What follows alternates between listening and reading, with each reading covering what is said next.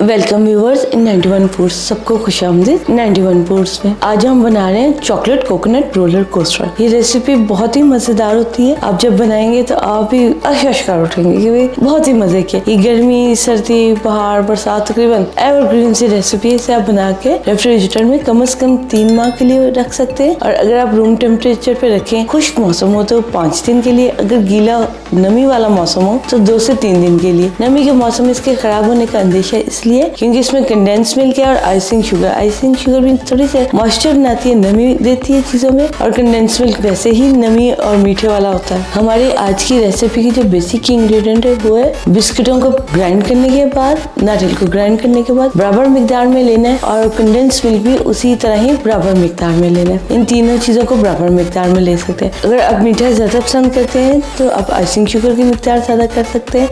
अगर आप चॉकलेट का टेक्सचर ज्यादा पसंद करते हैं तो आप उसकी भी मिकदार ज्यादा कर सकते हैं। इसमें अगर आप चाहें तो कॉफी इस्तेमाल कर लीजिए, लेकिन कोकोनट और चॉकलेट का जायका ज्यादा मजेदार है। अगर आप कॉफी के साथ एक्सपेरिमेंट करें तो हमारे साथ जरूर शेयर कीजिए, क्योंकि हमने जो एक्सपेरिमेंट किया था कॉफी के साथ वो इतना बेस्ट रिजल्ट में नहीं था जो कि कोको पाउडर के साथ है। आए अब हम अपनी आज की रेसिपी शुरू करते हैं। हमें अपने आज की रेसिपी के लिए जिन चीजों की जरूरत है उसमें पिसे हुए बिस्किट कम तेल वाले 1 और आधा कप, पिसा हुआ नारियल का बुरादा 1 और आधा कप, कंडेंस मिल्क 1 और आधा कप, कोको पाउडर 2 बड़े खाने के चम्मच, आइसिंग शुगर 2 बड़े खाने के चम्मच। आइसिंग शुगर इस्तेमाल कीजिएगा। आइसिंग शुगर के इस्तेमाल से कोकोनट का जो सा मिक्सचर बनेगा कंडेंस मिल्क के साथ वो ज्यादा स्मूथ बनता है। अगर आप चीनी मिलाएंगे तो उससे ये कि बन तो जाएगा लेकिन एक वो अजीब सा भुरभुरा बनेगा, इससे एक जैसा स्मूथ रहेगा, इसलिए आइसिंग शुगर मिलाना जरूरी है। आए अब हम अपनी रेसिपी बनाना शुरू करते हैं। एक ही बाउल में हम काम करेंगे। सबसे पहले हम बनाएंगे कोकोनट को कंडेंस मिल्क के साथ और आइसिंग शुगर डाल के इसका बॉल बना के एक साइड पे हम रख लेंगे। फिर उसके बाद हम कोको पाउडर और बिस्किट का जो सा है ग्राइंड किए हुए में कंडेंस मिल्क के साथ वो बनाएंगे बॉल। और फिर इन दोनों को बेल के प्लास्टिक की शीट्स में और फिर कंबाइन करके हम फ्रिज में रखेंगे। अब हम अपनी रेसिपी शुरू करते हैं। अब हम एक मिक्सिंग बाउल लेंगे, उसमें सबसे पहले शामिल करेंगे नारियल का बुरादा, इसमें शामिल करेंगे आइसिंग शुगर और इन दोनों को अच्छे से हम मिला लेंगे। अच्छे से नारियल में आइसिंग शुगर मिल गई है। अब हम इसमें एक होल बनाएंगे और उसमें कंडेंस मिल्क मिलाएंगे। आधी प्याली मिलाएंगे, आधी प्याली से ज्यादा नहीं मिलाएंगे। थोड़ा सा आपको लगेगा खुश्क है, लेकिन वो जब आप मिलाते रहेंगे तो सही हो जाएगा। अब हम इसे मिला लेंगे। तकरीबन 5 मिनट लगेंगे इसे ऐसे आराम से मिलाते हुए। आइसिंग शुगर की वजह से नमी ज्यादा बनी है और ये अच्छे से मिल गया है। अभी हम इसे और अच्छे से मिलाएंगे। चमची लीजिएगा, चमची से एहसास ऐसा होता है चीज़ में जैसे कि बारीक उंगलियां चल रही हैं।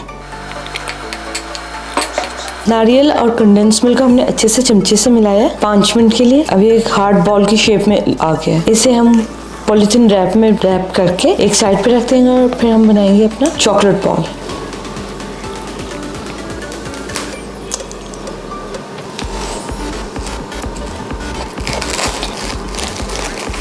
ऐसा करने से ये है कि हमारा जो मिक्सचर है कोकोनट का वो एक बॉल की शेप में आ जाएगा।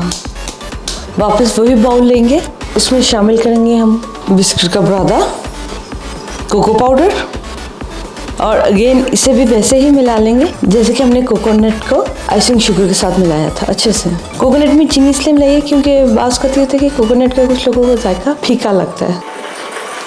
कोको पाउडर और पिसे हुए बिस्किट ये देखिए अच्छे से मिल गए। पहले अच्छे से मिलाना इसलिए जरूरी है, फिर बाद में कंडेंस मिल्क के साथ क्योंकि वो गहरा होता है थोड़ा सा मिलाना मसला बन जाता है। इसके अंदर भी हम वैसे ही एक गड़ा बनाएंगे जिससे कि आप कह लीजिए कुआं बना लीजिए। अब हम इसमें बाकी का भी सारा कंडेंस मिल्क शामिल कर देंगे।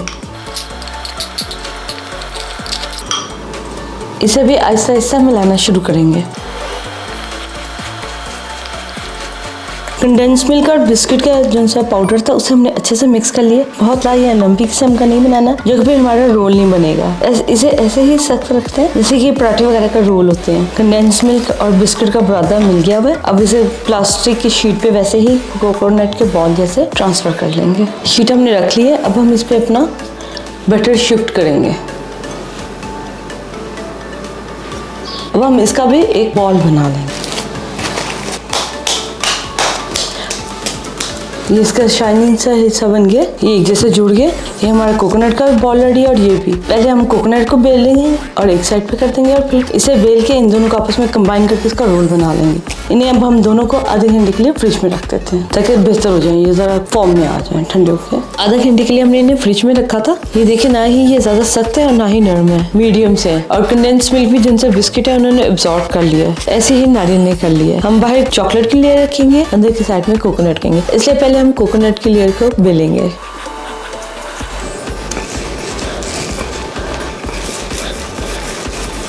इसे हम बहुत हल्के हाथ से बेलेंगे ताकि ये शेप में भी रहे, इसमें क्रैक भी ना आए। ये देखिए, और हल्के हाथ से बेलने से होता है इसमें एक शाइन सी रहती है। इसे हम चपाती से थोड़ा सा ज्यादा मोटाई में बेलेंगे, तकरीबन 2 mm। ये एक जैसा बेल गया, इसे हम एक साइड पे कर देंगे।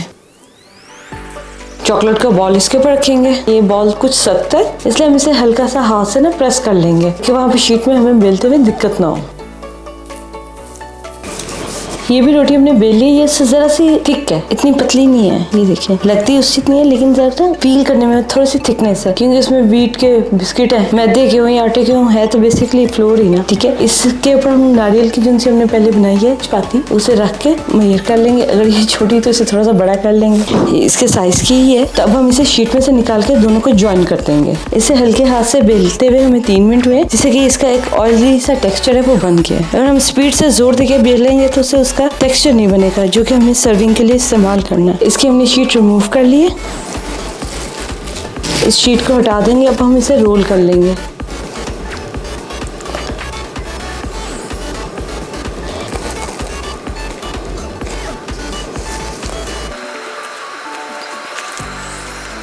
इसे हम आधे घंटे के लिए फ्रिज में रखेंगे। एक जैसी इसकी पहले हम सरफेस कर लेंगे क्योंकि ठंडा होने पे एक जैसी सरफेस फिर बनेगी नहीं, ताकि एक जैसी खूबसूरत सी शाइन आए। इसे हमने आधा घंटा फ्रिज में रख दिए। अब हम इसे खोल के तो काट लेंगे पीसेस में। पीसेस में काट के हम साथ ही इसे सर्विंग डिश में भी ट्रांसफर कर लेंगे। सर्विंग के लिए हमने डिश पकड़ लिया। अब हम इसे काट लेंगे। साइड के इसके जो से एजेस है वो थोड़े से हमारे वेस्ट होंगे, वेस्ट तो नहीं होंगे, बस ये कि सर्विंग में खूबसूरत नहीं लगते। इसकी एक साइड हमने रिमूव कर दी, दूसरी भी रिमूव कर देंगे। इससे ये होगा कि बराबर शेप में एक जैसे आएंगे रोल। ये जैसा ये हेलो खाली है, बीच में से रोल, साइड में से ये रिमूव कर देंगे। इसके हम छोटे ऐसे जिनसे बचते हैं रोल, इन्हें हम लेंगे हाथ में और उनका छोटा छोटा बॉल बना लेंगे जो कि साइड में हम डिश का सर्व करेंगे अपने, और अच्छे लगेंगे।